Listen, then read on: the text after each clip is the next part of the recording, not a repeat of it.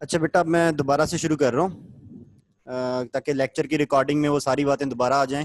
बिस्मिल्लाहिर्रहमानिर्रहीम। अस्सलाम वालेकुम आज स्टूडेंट्स। बेटा, आज मैं सेकंड ईयर फिजिक्स का चैप्टर नंबर 17 जिसका नाम फिजिक्स ऑफ सॉलिड्स है, ये पढ़ा रहा हूँ।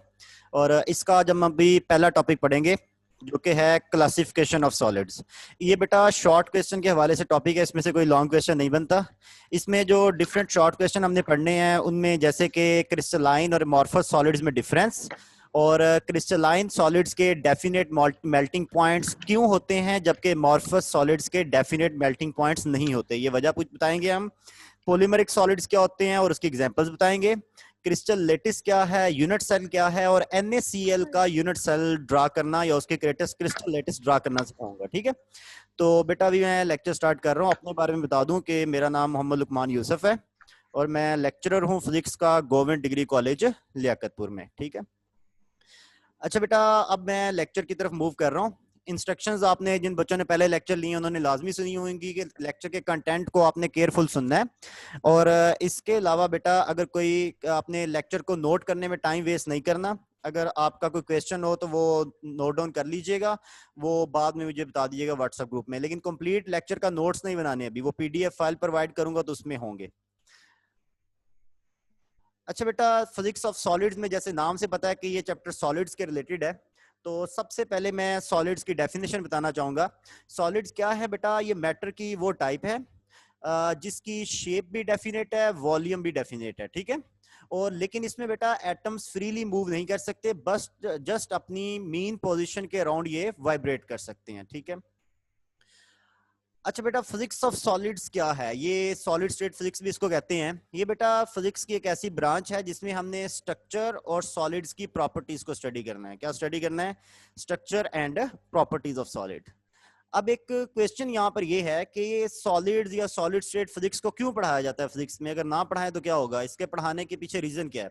तो बेटा इसकी रीजन ये है कि हम इसमें जो सॉलिड्स हैं, जो कुदरती तौर पे पाए जाते हैं सॉलिड्स, उनका स्ट्रक्चर, उनकी प्रॉपर्टीज को स्टडी करते हैं ताकि हमें वहां से कोई क्लू मिल जाए, कोई ऐसा पॉइंट मिल जाए जिस पॉइंट की मदद से हम अपनी डिजायर्ड प्रॉपर्टीज वाला सॉलिड बना सकें, यानी कि ऐसा सॉलिड खुद से बना सकें जिसकी हमें जरूरत है। ठीक है, तो हम ये देखेंगे कि अल्लाह ताला ने किस तरह से किसी सॉलिड को बनाया, तो किस तरह से उस सॉलिड को हार्ड कर दिया, किस तरह की सॉलिड को फ्लेक्सिबल बना दिया, किस तरह की सॉलिड को रिजिड कर दिया।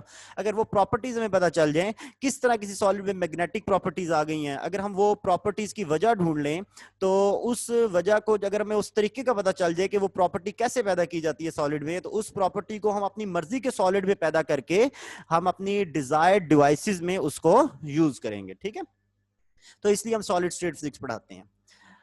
अच्छा बेटा, अब टॉपिक की तरफ आते हैं। सॉलिड्स की टाइप्स। सॉलिड्स की बेटा 3 टाइप्स हैं जो हम यहाँ पढ़ाएंगे। एक तो है क्रिस्टलाइन सॉलिड्स, दूसरी इसकी टाइप है वो है अमॉर्फस सॉलिड्स, और तीसरी जो टाइप है वो है पॉलीमरिक सॉलिड्स। मतलब 3 टाइप सॉलिड की अभी हमने पढ़ानी है, crystalline, amorphous and polymeric solids.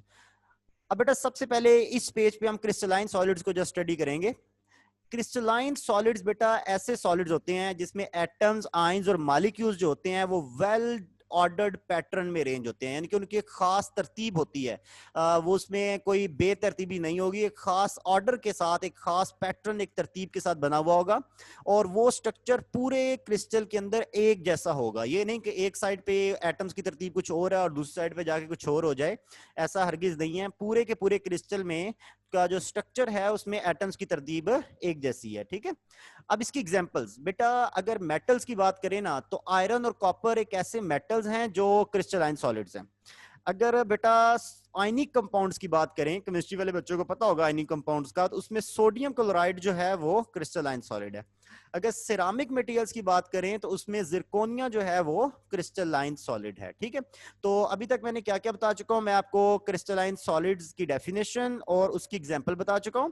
इसके अलावा हमने ये भी देख लिया कि सॉलिड्स क्या है, सॉलिड स्टेट फिजिक्स क्या है, और सॉलिड स्टेट फिजिक्स को पढ़ाने की वजह क्या है। ठीक है, अब बेटा इसके बाद बात आएगी कि क्रिस्टलाइन सॉलिड्स के मेल्टिंग पॉइंट शार्प क्यों होते हैं। तो शार्प होने का मतलब क्या है, पहले ये बताता हूं। बेटा शार्प होने का मतलब ये है कि जो क्रिस्टलाइन सॉलिड का मेल्टिंग पॉइंट है, अगर उससे थोड़ा सा भी कम टेम्परेचर है तो बिल्कुल भी सॉलिड मेल्ट नहीं होगा। लेकिन जैसे ही टेम्परेचर मेल्टिंग पॉइंट के टेम्परेचर के इक्वल हो जाएगा तो फौरन से सॉलिड मेल्ट हो जाएगा। जैसे मैं आपको एग्जांपल देता हूं कि एक हमारे पास क्रिस्टलाइन सॉलिड है जिसका नाम है NaCl, जिसको हम आम खाने वाला नमक कहते हैं। NaCl का मेल्टिंग पॉइंट है 801 डिग्री सेंटीग्रेड। अगर आपने NaCl का टेम्परेचर 800 डिग्री सेंटीग्रेड भी कर दिया तो तब भी वो मेल्ट नहीं होगा, बिल्कुल भी मेल्ट नहीं होगा। लेकिन जैसे ही टेम्परेचर पूरा 801 डिग्री सेंटीग्रेड हो जाएगा तो सारे का सारा वो जो नमक है वो एक ही बार मेल्ट हो जाएगा। मतलब ये नहीं है कि स्लोली मेल्ट नहीं होगा, बल्कि एक खास टेम्परेचर पे जाके मुकम्मल तौर पे मेल्ट हो जाएगा। इस तरह की मेल्टिंग को या इस तरह के मेल्टिंग पॉइंट को हम कहते हैं शार्प या डेफिनेट मेल्टिंग पॉइंट। अब सवाल ये है कि क्रिस्टलाइन सॉलिड्स में मेल्टिंग पॉइंट शार्प क्यों होता है? तो बेटा इसकी रीजन आप बताता हूं। क्योंकि बेटा क्रिस्टलाइन सॉलिड में रेगुलर अरेंजमेंट होती है, एटम्स की एक खास तरतीब होती है और वो पूरे क्रिस्टल में एक जैसी होती है। वो जो तरतीब है वो पूरे क्रिस्टल में एक जैसी है और इसलिए तमाम जो बॉन्ड्स है ना उनकी स्ट्रेंथ भी एक जैसी है। तमाम बॉन्ड्स एक जैसी ताकत रखते हैं। तो बेटा जब हम टेम्परेचर बढ़ाते हैं तो एम्पलीट्यूड ऑफ वाइब्रेशन जो होता है एटम्स का वो बढ़ता है और जब एम्पलीट्यूड ऑफ वाइब्रेशन इतना ज्यादा हो जाता है कि बॉन्ड उसको संभाल नहीं सकते तो उस टेम्परेचर के ऊपर जाके सारे के सारे बॉन्ड एक ही बार टूट जाएंगे। ठीक है, तो तब क्या होगा? तब सारे के सारे बॉन्ड एक ही बार जाके टूट जाएंगे, एट वंस सारे बॉन्ड टूट जाएंगे। तो इसलिए सारा का सारा सॉलिड एक ही बार में मेल्ट हो जाएगा। ठीक है, और ये नहीं होगा कि स्लोली स्लोली मेल्टिंग नहीं होगी। जैसे प्लास्टिक को अगर आप गर्म करना शुरू कर दें ना तो वो आहिस्ता आहिस्ता मेल्ट होता है, लेकिन क्रिस्टलाइन सॉलिड में ऐसा नहीं है, वो एक ही बार में मेल्ट होते हैं। जब मेल्टिंग पॉइंट से थोड़ा कम टेम्परेचर होगा तो कोई भी जो हमारे पास वो है सॉलिड का एक भी पार्टिकल मेल्ट नहीं होगा। लेकिन जैसे ही टेम्परेचर मेल्टिंग पॉइंट के इक्वल हो जाएगा, एग्जैक्टली इक्वल होगा, तो फौरन से सारे का सारा क्रिस्टल एक ही बार में मेल्ट हो जाएगा। तो इस पेज पे हम पढ़ क्या रहे हैं? हम बेटा ये पढ़ा है हमने कि सॉलिड्स क्या है, सॉलिड स्टेट फिजिक्स क्या है, सॉलिड स्टेट फिजिक्स को पढ़ने की वजह क्या है, फिर टाइप्स ऑफ सॉलिड, सॉलिड की 3 टाइप्स हैं, क्रिस्टलाइन सॉलिड, एमॉर्फस सॉलिड और पॉलीमेरिक सॉलिड। ठीक है, अक्सर पेपर में ये क्वेश्चन आता है क्रिस्टलाइन सॉलिड्स क्या हैं, उसकी एग्जांपल दें। तो आज तो आपने ये वाला जो रेड कलर वाला बॉक्स है ये इसमें लिखना है। और अगर ये पूछा जाए कि क्रिस्टलाइन सॉलिड्स के मेल्टिंग पॉइंट शार्प क्यों है तो उसकी रीजन भी आपको बता दिए कि सारे के पूरा स्ट्रक्चर एक जैसा है, सारे बॉन्ड्स की स्ट्रेंथ एक जैसी है, इसलिए सारे बॉन्ड एक ही बार में टूट जाते हैं। हाँ? तो इसलिए सारा का सारा सॉलिड एक ही बार में मेल्ट होगा, उससे कम या ज्यादा टेम्परेचर पे उसकी मेल्टिंग नहीं होगी। ठीक है, तो अब बेटा हम ये मैंने इसमें 2 क्वेश्चन बता दिए क्रिस्टलाइन सॉलिड्स में इंपॉर्टेंट के क्रिस्टलाइन सॉलिड क्या है, उसकी एग्जांपल्स, और क्रिस्टलाइन सॉलिड्स का मेल्टिंग पॉइंट शार्प क्यों है। अब बेटा नेक्स्ट पेज पे हम चल रहे हैं। अब बेटा ये नीचे एक एग्जांपल शो हो रही है, ये भी नोट कर लें कि NaCl का मेल्टिंग पॉइंट 801 डिग्री सेंटीग्रेड है, जैसे कि मैंने पहले बता भी दिया था। अब बेटा नेक्स्ट हम पढ़ेंगे एमॉर्फस सॉलिड्स के। एमॉर्फस का मतलब ही क्या होता है? एमॉर्फस का मतलब होता है विदाउट फॉर्म और स्ट्रक्चर, यानी कि एमॉर्फस सॉलिड्स जो हैं वो ऐसे सॉलिड होते हैं जिनका कोई खास स्ट्रक्चर या खास फॉर्म उनकी नहीं होती। एमॉर्फस सॉलिड्स के 2 और नाम भी हैं, इनको हम ग्लासी सॉलिड्स भी कहते हैं और एक और नाम जो है इनका वो है super cooled liquid. Amorphous solids को ग्लासी सॉलिड्स भी कहते हैं या फिर इनको सुपर कोल्ड लिक्विड कहते हैं। और एमॉर्फस का जो मतलब है वो है विदाउट फॉर्म और स्ट्रक्चर, यानी कि उनकी फॉर्म यानी कि शेप कोई खास नहीं है, उनका कोई खास वेल डिफाइंड पैटर्न नहीं है जैसा कि क्रिस्टलाइन सॉलिड में था। अब ये देखें, ये एक एमॉर्फस सॉलिड की तस्वीर आपको नजर आ रही है। आप देख सकते हैं कि इसमें डिफरेंट एटम बहुत ही बेतरतीबी से जुड़े हुए हैं। हम ये नहीं बता सकते कि यहाँ पर एक इस तरह की तरतीब है, कोई खास तरतीब आपको नजर नहीं आ रही होगी तस्वीर में, है ना। ये एक एमॉर्फस सॉलिड की तस्वीर है। हालांकि इससे पिछले पेज में आपको याद होगा मैं आपको क्रिस्टलाइन सॉलिड के बारे में बता चुका हूँ। ये देखें, ये जो ऊपर ऊपर तस्वीर नजर आ रही है ये क्रिस्टलाइन सॉलिड की है। इसमें आप देख सकते हैं कि सारे के सारे एटम एक खास तरतीब में है, जहां पर अभी ये तीर का निशान है। लेकिन अगर एमॉर्फस सॉलिड्स की बात करें तो उसमें आप ये देख लें कि कोई तरतीब नहीं है। सही है। अब इसके बाद बेटा ये एमॉर्फस सॉलिड की डेफिनेशन है कि there is no well ordered और regular arrangement of atoms. Amorphous solid वो होते हैं जिनमें कोई स्ट्रक्चर या एटम्स की कोई खास तरतीब नहीं है। हालांकि क्रिस्टलाइन में क्या था, उसमें एटम्स की खास तरतीब या एक खास स्ट्रक्चर था। ठीक है, अब एमॉर्फस सॉलिड के बेटा डिसऑर्डर्ड अरेंजमेंट होती है। क्या होती है उनकी? डिसऑर्डर्ड अरेंजमेंट है, उनमें मॉलिक्यूल्स या एटम्स जो हैं वो बेतरतीब जुड़े हुए हैं। ये बिल्कुल ऐसे ही हैं जैसे कोई लिक्विड था। लिक्विड में क्या होता है कि लिक्विड में जो लिक्विड के मॉलिक्यूल्स या एटम्स या आयंस या जो भी होते हैं वो बिल्कुल रैंडम होते हैं, उनमें कोई खास तरतीब नहीं होती। आप ऐसे समझें कि कोई लिक्विड है, उस लिक्विड को हमने पकड़ के फौरन से जमा दिया, उसको फ्रीज कर दिया। तो जब वो लिक्विड को फ्रीज करेंगे तो जिस तरह से उसके मॉलिक्यूल्स बेतरतीब हैं, अगर हम उसे फौरन से फ्रीज कर दें तो मॉलिक्यूल्स तरतीब में नहीं आ सकेंगे, वो एक बेतरतीब सा सॉलिड बन जाएगा। ठीक है, तो एमॉर्फस का मतलब भी मैंने बता दिया है कि इसका मतलब है फॉर्म या स्ट्रक्चर का ना होना, या फिर इसका एक और नाम इसे ग्लॉसी सॉलिड भी कहते हैं, इसे सुपर कूल लिक्विड भी कहते हैं, और इसमें एटम्स की कोई वेल ऑर्डर्ड अरेंजमेंट नहीं होती। ठीक है, और इसमें एटम्स की कोई भी वेल ऑर्डर्ड अरेंजमेंट नहीं है। ठीक है, इसमें बिल्कुल जो एटम्स हैं वो बेतरतीब हालत में हैं, और इसलिए इनके जो मेल्टिंग पॉइंट है ना उसकी भी एक रेंज होती है, उनका डेफिनेट मेल्टिंग पॉइंट जो है वो नहीं होता। ठीक है बेटा, 1 मिनट के लिए होल्ड कीजिएगा।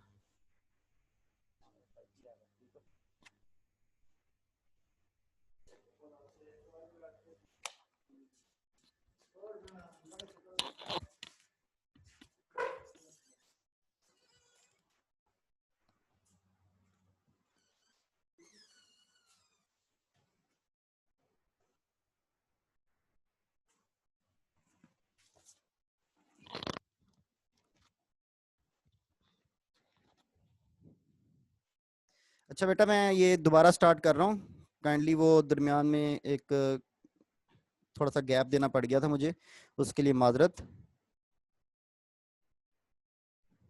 अच्छा बेटा, ये मैं एमॉर्फस सॉलिड पढ़ा रहा था। एमॉर्फस सॉलिड वो होते हैं जिनकी कोई शेप या कोई स्ट्रक्चर नहीं होता, उनको ग्लासी सॉलिड भी कहते हैं, और उनके लिए एक और नाम जो हम यूज करते हैं वो सुपर कूल्ड लिक्विड है। ठीक है, इसमें एटम्स की कोई भी रेगुलर अरेंजमेंट नहीं होती, इसमें एटम्स बेतरतीब हैं, बिल्कुल ऐसे ही जैसे किसी लिक्विड के एटम्स को हमने पकड़ के फ्रीज कर दिया। अब बेटा, क्रिस्टलाइन सॉलिड में मैं आपको ये बात बता चुका हूँ कि क्रिस्टलाइन सॉलिड्स में एटम्स का जो मेल्टिंग पॉइंट था क्रिस्टलाइन सॉलिड्स का, वो डेफिनेट मेल्टिंग पॉइंट था, एक खास मेल्टिंग पॉइंट था। ठीक है, लेकिन एमॉर्फस सॉलिड में ऐसा भी नहीं होता।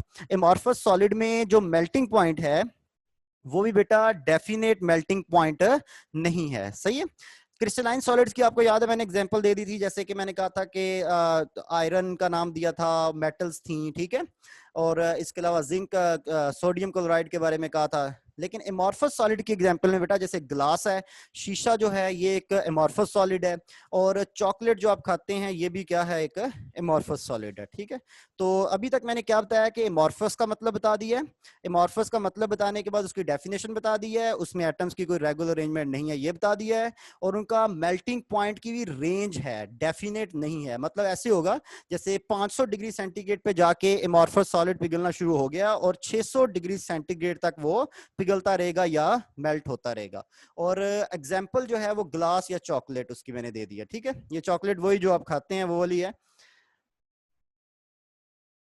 अच्छा बेटा, ये अब एक और अहम बात कि एमॉर्फस सॉलिड को, एक शॉर्ट क्वेश्चन आपको पढ़ा रहा हूं कि एमॉर्फस सॉलिड को हम ग्लासी सॉलिड या सुपर कूल्ड लिक्विड क्यों कहते हैं। तो बेटा, इसकी रीजन ये है कि एमॉर्फस सॉलिड बनता कैसे है कि आपके पास कोई मोल्टन मैस है। मोल्टन मैस का मतलब होता है गर्म हॉट लिक्विड, कोई लिक्विड है बहुत ही गर्म हालत में है, और आपने क्या कर दिया, उसको क्विकली फ्रीज कर दिया, फोनों से पकड़ के उसको फ्रिज में रख दिया। मतलब एक बहुत ही गर्म किस्म का लिक्विड था, आपने उस गर्म लिक्विड को उठा के कहाँ रख दिया, फ्रिज में रख दिया। एक ही टाइम पे उसे एक ही टाइम पे आप ठंडा कर रहे हैं, तो क्या होगा कि उसके एटम्स को टाइम ही नहीं मिलेगा कि वो अपने आप को किसी खास तरतीब में अरेंज कर ले। ठीक है, और ये बेटा इसी तरह से ग्लास बनता है, और इसी तरह से जो ग्लास बनता है इसको हम कहते हैं ग्लासी सॉलिड, और सुपर कूल्ड लिक्विड का नाम देते हैं। सही है, तो मैं आपको दोबारा बता चुका हूं कि एमॉर्फस सॉलिड या फिर ग्लासी सॉलिड या सुपर कूल्ड लिक्विड क्यों कहते हैं एमॉर्फस सॉलिड्स को। तो बेटा, इसको सुपर कूल्ड लिक्विड इसलिए कहते हैं कि एमॉर्फस सॉलिड बनता कैसे है। एमॉर्फस सॉलिड बनाने के लिए हमने क्या करना है, हमने मोल्टन मैस लेना है, एक गर्म लिक्विड लेना है, और उस गर्म लिक्विड को उठा के बेटा हमने फौरन से फ्रीज कर देना है। तो उस लिक्विड के एटम्स जो पहले बेतरतीब थे उनको टाइम ही नहीं मिलेगा अपने आप को तरतीब लगाने में, ठीक है। तो उस तरह से वो फिर एक बगैर स्ट्रक्चर के, यानी कि ऐसा एक क्रिस्टल बने, ऐसा सॉलिड बन जाएगा जिसके एटम्स में कोई खास तरतीब नहीं होगी, उसको हम अमॉर्फस सॉलिड कहेंगे, ठीक है। और बिल्कुल इसी तरह क्योंकि ग्लास की फॉर्मेशन होती है, जो शीशा बनता है वो भी ऐसे ही बनता है कि हमने गर्म से लिक्विड को फौरन से ठंडा कर देते हैं, तो इसलिए इन वाले सॉलिड्स का नाम भी ग्लासी सॉलिड रख दिया, क्योंकि इन्हें बहुत जल्दी से एक लिक्विड को ठंडा किया गया है, तो इनको सुपर कूल्ड लिक्विड भी कह देते हैं, यानी कि एक लिक्विड बहुत अच्छी तरह ठंडा करके फ्रीज कर दिया गया, तो इसलिए उसे सुपर कूल्ड लिक्विड कहते हैं, ठीक है। अच्छा, अब दो बातें हैं यहां तक। मैं आपको बेटा ये बता चुका हूं कि एमॉर्फस का मतलब कि शेप नहीं है, स्ट्रक्चर नहीं है, उसका और नाम क्या है एमॉर्फस सॉलिड का, ग्लासी सॉलिड या सुपर कूल्ड लिक्विड। डेफिनेशन में ये बता चुका हूं कि इनके एटम्स की कोई वेल ऑर्डर्ड अरेंजमेंट नहीं है, ठीक है। एटम्स बेतरतीब हैं, ये बनता ऐसे है जैसे किसी लिक्विड को पकड़ के आपने जमा दिया हो, फ्रीज कर दिया हो। इनकी कोई मेल्टिंग पॉइंट का डेफिनेट पॉइंट नहीं होगा, कोई खास मेल्टिंग पॉइंट नहीं है, बल्कि रेंज है। मतलब ऐसे बताया जाएगा कि 500 से लेके 600 डिग्री सेंटीग्रेड तक ये सॉलिड पिघल जाता है, ठीक है ना। ये नहीं कहा जाएगा, कोई खास टेम्परेचर नहीं बताया जाएगा, रेंज बताई जाएगी। एग्जाम्पल में ग्लास या चॉकलेट, और इनको ग्लासी या फिर सुपर कूल्ड लिक्विड क्यों कहते हैं, क्योंकि ये बनते ही इस तरह से हैं कि हमने किसी गर्म मैस को पकड़ के फौरन से जमा देना है। जिस तरह से शीशा बनाने का प्रोसेस है, बिल्कुल वैसे ही अमॉर्फस सॉलिड बनते हैं, तो इसलिए इन्हें ग्लासी सॉलिड भी कहते हैं, और इसीलिए ही इन्हें सुपर कूल्ड लिक्विड भी कहते हैं, ठीक है। अच्छा, एक और बात, अब बहुत ही अहम शॉर्ट क्वेश्चन नीचे शो हो रहा है आपको स्क्रीन पे, ये पिंक कलर के बॉक्स में, कि अमॉर्फस सॉलिड का डेफिनेट मेल्टिंग पॉइंट क्यों नहीं होता, उनका एक खास मेल्टिंग पॉइंट क्यों नहीं होता, उसकी रीजन क्या है? उसकी रीजन बेटा ये है कि उसमें एटम्स में एक तो वेल ऑर्डर्ड अरेंजमेंट नहीं है। एमॉर्फस सॉलिड्स के एटम्स में एक खास अरेंजमेंट नहीं है। अब जब खास अरेंजमेंट नहीं होगी ना, तो कोई बॉन्ड ज्यादा स्ट्रांग हो जाएगा और कोई वीक होगा। So all bond didn't have the same strength. Crystalline solid में ऐसा नहीं था, उसमें तमाम बॉन्ड्स की स्ट्रेंथ सेम थी। एमॉर्फस सॉलिड्स में तमाम बॉन्ड्स की स्ट्रेंथ सेम नहीं है, कोई बॉन्ड ज्यादा स्ट्रांग है और कोई कम स्ट्रांग है, ठीक है। Some bonds are more stronger than the other, ठीक है। तो as the amorphous solid is heated, तो weaker bonds break earlier than stronger bond. तो जब एमॉर्फस सॉलिड को हम गर्म करना शुरू करेंगे, तो जो कमजोर बॉन्ड है वो पहले टूट जाएंगे, और ताकतवर जो बॉन्ड थे वो बाद में टूटेंगे। तो इसलिए सॉलिड भी स्लोली स्लोली मेल्ट होगा, एक ही बार में नहीं पिघलेगा, ठीक है। तो सो solid gradually melted converted into the paste. तो सॉलिड स्लोली स्लोली मेल्ट होगा, पहले वो एक पेस्ट बनेगी, फिर एक गाढ़ा सा लिक्विड बनेगा, फिर वो जाके मुकम्मल तौर पे लिक्विड में कन्वर्ट होगा, ठीक है। तो इस पेज पे एक तो हमने ये समझ लिया कि एमॉर्फस सॉलिड क्या है, ठीक है। तो एमॉर्फस सॉलिड बेटा ये हैं, ऐसे सॉलिड्स को एमॉर्फस सॉलिड कहते हैं जिनकी कोई शेप या स्ट्रक्चर नहीं होता, सही है। उनमें एटम्स की वेल ऑर्डर अरेंजमेंट नहीं होती, वो बेतरतीब हैं, बिल्कुल ऐसे ही जैसे किसी लिक्विड को पकड़ के जमा दिया गया हो। उनका मेल्टिंग पॉइंट भी डेफिनेट नहीं होता, बल्कि रेंज होती है मेल्टिंग पॉइंट की। और इनको ग्लासी सॉलिड या सुपर कूल्ड लिक्विड इसलिए कहते हैं क्योंकि एक गर्म लिक्विड को पकड़ के जब हम अचानक से फ्रीज कर देंगे, तो तब ये बनते हैं अमॉर्फस सॉलिड, ठीक है। इसलिए इनको ग्लासी या सुपर कूल्ड लिक्विड्स कहते हैं। और आखिरी शॉर्ट क्वेश्चन ये कि इसमें एटम्स का मेल्टिंग पॉइंट जो है वो डेफिनेट या शार्प क्यों नहीं होता, क्योंकि अगर एक एटम्स की खास अरेंजमेंट नहीं है, जब एटम्स की खास अरेंजमेंट नहीं है तो बॉन्ड्स की स्ट्रेंथ भी सेम नहीं है, कोई बॉन्ड ज्यादा स्ट्रॉन्गर है और कोई बॉन्ड वीकर है। तो जब हम हीट करना शुरू करेंगे तो बेटा वीकर बॉन्ड जल्दी टूटते जाएंगे और स्ट्रॉन्गर बॉन्ड लेट से टूटेंगे। तो इसलिए इस तरह आहिस्ता आहिस्ता सॉलिड की मेल्टिंग होगी, पहले वो गर्म जब करेंगे तो पहले उसकी एक पेस्ट सी बन जाएगी, फिर वो एक गाढ़ा सा लिक्विड बनेगा, और उसके बाद जाके वो मुकम्मल एक लिक्विड में कन्वर्ट होगा, ठीक है। तो इस पेज पे आपको एमॉर्फस सॉलिड मैंने समझा दिया है। इससे पहले मैंने क्रिस्टलाइन सॉलिड पढ़ा दिया था। एमॉर्फस सॉलिड की भी डेफिनेशन पेपर में आ सकती है एग्जांपल के साथ। इसको सुपर कूल्ड लिक्विड या ग्लासी सॉलिड क्यों कहते हैं, ये भी पूछा जा सकता है, और ये भी पूछा जा सकता है कि इनका डेफिनेट मेल्टिंग पॉइंट क्यों नहीं है, ठीक है। तो अब बेटा आखिरी टाइप्स की तरफ आ रहा हूं। अब आखिरी जो टाइप है सॉलिड्स की वो है पॉलीमेरिक सॉलिड्स। तीन टाइप्स बताई थी मैंने, एक क्रिस्टलाइन, एक एमॉर्फस, और आखिरी जो टाइप है वो पॉलीमेरिक सॉलिड्स। अब पॉलीमेरिक जो है ना बेटा, ये दो वर्ड्स का कॉम्बिनेशन है। पोली का मतलब है मैनी, मर्क का मतलब है पार्ट्स, ठीक है। तो पॉलीमर सॉलिड्स कैसे बनते हैं? ये बेटा छोटे छोटे पार्ट्स को मिला के ना, काफी सारे जब पार्ट्स छोटे छोटे पार्ट्स मिलते हैं तो एक लॉन्ग चेन बनती है, एक जंजीर बन जाती है मॉलिक्यूल्स की। तो इस तरह के सॉलिड को हम पॉलीमेरिक सॉलिड कहते हैं, सही है। तो ये इसकी डेफिनेशन है। It consist of a very long chain of molecules, इसमें मॉलिक्यूल्स की एक लंबी चेन है, छोटे छोटे मॉलिक्यूल्स जुड़ के एक लंबी चेन बना रहे हैं। और orderness of structure is greater than that for amorphous solid and less than that for the crystalline solid. तो इसमें बेटा जो एटम्स की तरतीब है ना वो अमॉर्फस सॉलिड से ज्यादा है, यानी कि जो एटम्स के अंदर जो तरतीब है वो इस पॉलीमेरिक सॉलिड में वो अमॉर्फस वाली तरतीब से ज्यादा है, लेकिन क्रिस्टलाइन वाली तरतीब से कम है। यानी कि ये दोनों के दरमियान की तरतीब है, इसकी तरतीब क्रिस्टलाइन वालों से कम और अमॉर्फस वालों से ज्यादा, और एटम्स की लॉन्ग चेन है इसमें, ठीक है। तो स्ट्रक्चर की ऑर्डरनेस जो है वो ऑर्डरनेस और डिसऑर्डरनेस के दरमियान स्ट्रक्चर है, यानी कि इसका स्ट्रक्चर ना तो मुकम्मल तौर पे बेतरतीब है और ना ही मुकम्मल तौर पे तरतीब वाला है, ठीक है, उन दोनों के दरमियान है।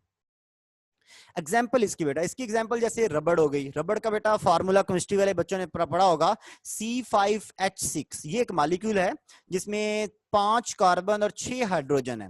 और इस तरह के जब बहुत सारे मॉलिक्यूल, यानी कि एन नीचे ब्रैकेट के नीचे एन लिखा हुआ नजर आ रहा है, मतलब हजारों की तादाद में जब इस तरह के मॉलिक्यूल जुड़ते हैं तो एक रबड़ का बड़ा मॉलिक्यूल बन जाता है, ठीक है। तो रबड़ एक बेटा हमारे पास पॉलीमर है, पॉलीमर की एग्जांपल है। प्रोटीन जो होती है जो अंडे वगैरह में होती है, ह्यूमन बॉडी में भी है, तो ये प्रोटीन भी एक पॉलीमर है। ये दोनों रबड़ और प्रोटीन बेटा नेचुरल पॉलीमर है, मतलब कुदरती तौर पे पाए जाते हैं। इसी तरह प्लास्टिक और नायलून का नाम आपने सुना होगा, ये बेटा प्लास्टिक और नायलून जो है ये सिंथेटिक पॉलीमर है, मतलब ये आर्टिफिशियली प्रिपेयर्ड हैं, ये नेचुरल नहीं है। रबड़ भी वैसे सिंथेटिक होती है लेकिन रबड़ जो है वो नेचुरल भी होती है, ठीक है। तो अभी तक मैं क्या बता चुका हूं कि पॉलीमेरिक सॉलिड्स क्या है। पॉली का मतलब है मैनी, मर का मतलब है पार्ट्स, ठीक है। और इसमें एटम्स की लॉन्ग चेन है मॉलिक्यूल्स की, और एटम्स के अंदर जो स्ट्रक्चर का जो तरतीब है वो क्रिस्टलाइन से कम है और एमॉर्फस से ज्यादा है, ठीक है। और एग्जांपल्स में जैसे रबड़ और प्रोटीन इसकी नेचुरल पॉलीमर्स हैं, और प्लास्टिक और नायलून इसमें सिंथेटिक पॉलीमर्स हैं, ठीक है।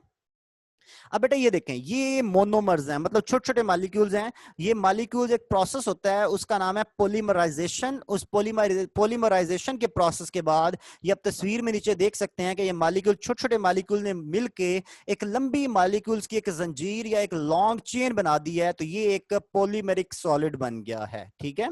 तो पॉलीमेरिक सॉलिड कैसे बनता है कि छोटे छोटे जो मॉलिक्यूल्स हैं जिनको हम मोनोमर्स कह रहे हैं वो एक आपस में मिलते हैं, एक किस प्रोसेस के जरिए, पॉलीमराइजेशन के प्रोसेस के जरिए, और फिर वो एक लॉन्ग चेन बना देते हैं, सही है। अब एक और तस्वीर भी दिखाता हूं, ये देखें, ये आपको नजर आ रहा है कि मॉलिक्यूल्स की एक लंबी चेन है, ये ब्लैक कलर की पिक्चर में, तो ये नायलून 6 है। इस तरह एक और नीचे भी तस्वीर नजर आ रही है, उसमें मॉलिक्यूल्स की एक लंबी चेन है, ये है नायलून 6, ये एक और स्पेशल किस्म का नायलून होता है। तो यहां पर आपको मैंने पॉलीमर सॉलिड्स की 2 तस्वीरें दिखा दी हैं कि छोटे छोटे मॉलिक्यूल्स मिलके आपस में एक चेन के जरिए जुड़ जाते हैं पॉलीमराइजेशन प्रोसेस के थ्रू, और वो एक लंबी लॉन्ग चेन बन जाती है मॉलिक्यूल्स की, जिसको हम उस तरह के मॉलिक्यूल्स को हम पॉलीमरिक सॉलिड्स कहते हैं। उसमें लॉन्ग चेन होती है मॉलिक्यूल्स की, ठीक है। तरतीब जो है वो क्रिस्टलाइन सॉलिड से कम और एमॉर्फस से ज्यादा। एग्जांपल्स में रबड़ और प्रोटीन नेचुरल पॉलीमर हैं, प्लास्टिक और नायलॉन सिंथेटिक पॉलीमर है। अच्छा बेटा, पॉलीमर सॉलिड्स जो है ना वो बनते कैसे हैं? वो बनते हैं by the process of polymerization. अब पॉलीमराइजेशन क्या है? पॉलीमराइजेशन बेटा एक प्रोसेस है ऐसा जिसमें सिंपल मॉलिक्यूल्स केमिकली कंबाइन होंगे, form the long chain 3D structure, ठीक है। तो पॉलीमराइजेशन एक ऐसा केमिकल प्रोसेस है जिसमें छोटे छोटे मॉलिक्यूल्स मिलके एक बहुत लंबी चेन वाला एक बहुत बड़ा मॉलिक्यूल बन जाएगा। वो एक 3 डायमेंशनल स्ट्रक्चर भी हो सकता है। इस प्रोसेस को हम पॉलीमराइजेशन कहते हैं, ठीक है। अच्छा, इसके यूनिक फीचर्स, पॉलीमर्स की जो अहम खसूसियात हैं जो दूसरी चीजों में नहीं होती। पहली खसूसियत तो बेटा ये है कि have very low specific gravity.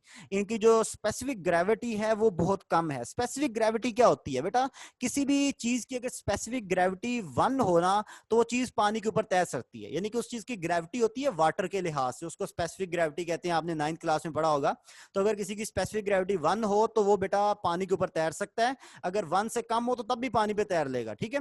लेकिन 1 से ज्यादा हो तो फिर वो पानी के अंदर डूबना शुरू कर देती है वो चीज। आपने ये देखा होगा जो प्लास्टिक है या नायलून है, ये पानी के ऊपर तैर लेते हैं, पानी में डूबते नहीं है। क्यों नहीं डूबते? क्योंकि इनकी स्पेसिफिक ग्रेविटी 1 से कम होती है, ठीक है। दूसरी जो इसका अहम फीचर है ना बेटा, वो ये है कि इनकी strength to weight ratio very good है। मतलब अगर आप देखेंगे ना तो पकड़ने में बहुत हल्के से हैं, उनका वेट बहुत कम है, लेकिन स्ट्रेंथ देखेंगे, तोड़ने पे आ जाएंगे तो ये टूटेंगे ही नहीं, क्योंकि इनकी होती है लॉन्ग चेन। जब आप मालिक्यूल्स को तोड़ने लगते हैं तो कोई ना कोई मालिक्यूल्स दो आपस में जुड़े रहते हैं, जिससे वो लंबी चेन टूट नहीं पाती। देखने में बड़े हल्के से होंगे, अगर आप प्लास्टिक का पाइप देख लें तो वो बहुत हल्का सा होगा, लेकिन अगर आप उसको तोड़ना शुरू कर दें तो वो आपके लिए एक इंतहाई मुश्किल काम है, ठीक है। क्योंकि पॉलीमरिक सॉलिड्स की स्ट्रेंथ टू वेट रेशियो बहुत ज्यादा होती है। एक तो स्पेसिफिक ग्रेविटी लो है, यानी कि ये पानी पे तैर सकते हैं आराम से, और दूसरी इनकी स्ट्रेंथ टू वेट रेशियो बहुत ज्यादा है, यानी कि वजन में हल्के लेकिन स्ट्रेंथ मजबूती में बहुत अच्छे होते हैं, ठीक है। अच्छा, इसके बाद बनते कैसे हैं बेटा? जब भी जितने भी पॉलीमरिक सॉलिड्स हैं ना, इनमें कार्बन लाजमी होगा। इनमें जो सबसे अहम चीज होगी वो कार्बन होगी। कार्बन के साथ क्या क्या जुड़ा हो सकता है? कार्बन के साथ हाइड्रोजन जुड़ा हो सकता है, ऑक्सीजन जुड़ा हो सकता है, नाइट्रोजन भी जुड़ा हो सकता है, मेटेलिक या नॉन मेटेलिक डिफरेंट जो है सब्सटेंस या एलिमेंट्स वो भी जुड़े हो सकते हैं, लेकिन कार्बन लाजमी होगा। इसमें मेन चीज कार्बन होगा। कार्बन के साथ hydrogen, oxygen, nitrogen, metallic, non metallic चीजें जुड़ी हो सकती हैं, और इस तरह एक लंबी चेन बन जाएगी मॉलिक्यूल्स की, सही है। तो मुझे उम्मीद है कि आपको पॉलीमरिक सॉलिड अच्छी तरह समझ आ गए होंगे। इसमें एक तो पॉलीमर का मतलब बता दिया है, पॉली का मतलब मैनी, मर का मतलब पार्ट्स है, तो मतलब बहुत छोटे छोटे पार्ट से मिलकर एक बड़ा मॉलिक्यूल बनता है। उसकी एक लॉन्ग चेन होती है। तरतीब जो है वो क्रिस्टलाइन सॉलिड से कम और एमॉर्फस से ज्यादा होती है, ठीक है। तो ये तरतीब और बेतरतीबी के दरमियान का एक सॉलिड है। और एग्जाम्पल्स में नेचुरली अकरिंग अगर पॉलीमर पूछा जाए तो रबड़ और प्रोटीन, और अगर आर्टिफिशियल पूछी जाए तो प्लास्टिक और नायलून, ठीक है। और तस्वीरें दो दिखा दी हैं, ठीक है बेटा। तो उन तस्वीरों से भी आपको मालूमात मिल रही होगी। और इसके बाद बेटा फिर हमने पॉलीमराइजेशन को स्टडी किया है। पॉलीमराइजेशन एक ऐसा प्रोसेस है जिसमें केमिकल प्रोसेस है, जिसमें छोटे छोटे मॉलिक्यूल मिलके एक लॉन्ग चेन बना देते हैं। और यूनिक फीचर्स क्या है कि इनकी स्पेसिफिक ग्रेविटी लो है और स्ट्रेंथ टू वेट रेशियो बहुत अच्छी है।